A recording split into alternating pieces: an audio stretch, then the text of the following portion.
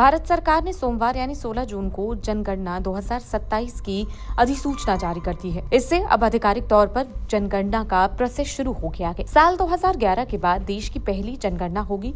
जनगणना का काम 2 फेज में पूरा किया जाएगा। पहला फेज लद्दाख और जम्मू कश्मीर, हिमाचल प्रदेश और उत्तराखंड के बर्फीले क्षेत्रों के लिए 1 अक्टूबर 2026 को शुरू होगा।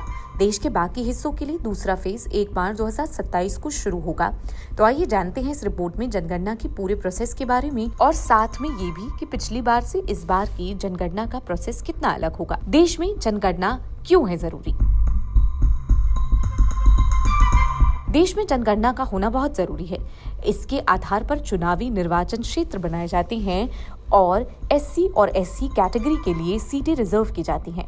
शिक्षा से लेकर ग्रामीण विकास तक के मंत्रालय, स्कूल, प्राथमिक स्वास्थ्य केंद्र और बुनियादी ढांचा परियोजनाओं का पता लगाने के लिए जनगणना के आंकड़ों का इस्तेमाल किया जाता है। संविधान का अनुच्छेद 82 सबसे हालिया जनगणना के आधार पर निर्वाचन क्षेत्रों का परिसीमन अनिवार्य करता है। अनुच्छेद 330 और 332 एससी और एसटी के लिए उनकी जनसंख्या के अनुपात के आधार पर विधानसभाओं में सीटें रिजर्व करते हैं। जनगणना कैसे की जाती है? यह प्रोसेस भी 2 फेज में पूरा किया जाता है। पहला तो घरों के लिए लिस्ट बनाना और घरों की जनगणना और उसके बाद दूसरा फेज जनसंख्या की गणना। इन फेज के बीच में कई महीनों का अंतर होता है। जनगणना को पूरा करने के लिए करीब 30 लाख जनगणना करने वालों की जरूरत होगी। इसमें ज्यादातर स्कूल के टीचर्स को तैनात किए जाने का अनुमान है। इसके अलावा डिस्ट्रिक्ट और सब डिस्ट्रिक्ट लेवल पर लगभग 1,20,000 वर्कर हैं। ये जनगणना के काम का मैनेजमेंट, देखरेख या मदद करते हैं। House listing phase. House listing phase में देश में हर संरचना का दौरा किया जाता है ताकि इमारतों और घरों की विशेषताओं को दर्ज किया जा सके। गणना करने वाला घर के मुखिया सदस्यों की संख्या, इसकी बनावट में इस्तेमाल की गई सामग्री, रूम की संख्या, पानी और बिजली के सोर्स, खाना पकाने के लिए इस्तेमाल किए जाने वाला ईंधन और टीवी, फोन, वाहन, इस तरह की चीजें जैसे कि संपत्तियों की उपलब्धता के बारे में डेटा इकट्ठा करता है ताकि उस हिसाब से क्षेत्र में विकास कार्यों को आगे बढ़ाया जा सके। जनसंख्या की गणना। ये आवास की गणना के बाद वाला फेज होता है। इसमें ज्यादा फोकस व्यक्तिगत डेटा इकट्ठा करने पर होता है।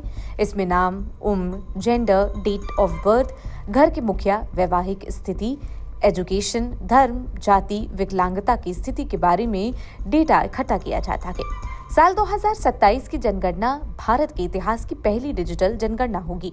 इसमें मोबाइल ऐप और रियल टाइम मॉनिटरिंग का इस्तेमाल किया जाएगा।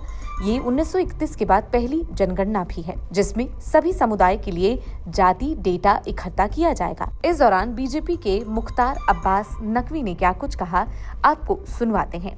देखिए, इस देश में एक महत्वपूर्ण, ये मैं मानता हूँ कि कास्ट सेंसस तो आजादी के बाद पहली बार दिखाई पड़ रहा है और सेंसस तो हो गई, लेकिन मैं मानता हूं कि इस पूरे के पूरे इस प्रक्रिया में लाखों लोग लगेंगे और बहुत बड़ी एक व्यवस्था है और इस व्यवस्था को जो है वो पूरी तरह से चाक चौबंद तरीके से हो, इस दृष्टि से सरकार, मोदी सरकार काम कर रही है। और कुछ लोग इस पे भी जो है वो अपने पीठ थपथपाने में लगे हुए हैं कि साहब ये तो हमने कहा था इसलिए हो गया। लेकिन अभी देखिएगा पार्लियामेंट आते आते जो है ये जो है अब इसमें भी मीन मैक निकालने लगेंगे कि साहब इसमें हमने ऐसे नहीं कहा था, ऐसे कहा था। तो इसलिए जो है वो करने दीजिए, सरकार और जो व्यवस्था है वो अपना काम करेगी। ये जो इनके सियासी सनक वाले लोग हैं वो अपनी सनक दिखाते रहेंगे। सर, एक आखिरी सवाल और है। अमित शाह जी ने कहा है कि पहले कांग्रेस के राज में ऐसा होता था कि हर रोज कोई ना कोई अटैक हो जाता था, लेकिन हमने जो है एक मैसेज दिया है पाकिस्तान को कि जिस तरह से आप बात करोगे हम उसी भाषा में जवाब देंगे आपका। देखिए, एक चीज है, बार बार इस दौरान जो है हमारे सुरक्षा बलों के धुरंधरों ने इन दहशतगर्द दरिंदों को जो है वो सबक भी सिखाया है और संदेश भी दिया है। और ऐसा सबक इस बार तो उनको ऑपरेशन सिंदूर के समय मिला है जो उनको और उनके आकाओं को जन्म जन्मांतर याद रहने वाला है। हाँ, ये बात सही है कि एक ऐसा भी दौर इस मुल्क में था जबकि हर एक हफ्ते में देश के किसी न किसी हिस्से में आतंकवादी धमाके होते थे। कहीं न कहीं जो है वो आम लोग जो है वो लोगों के खून बहते रहते थे।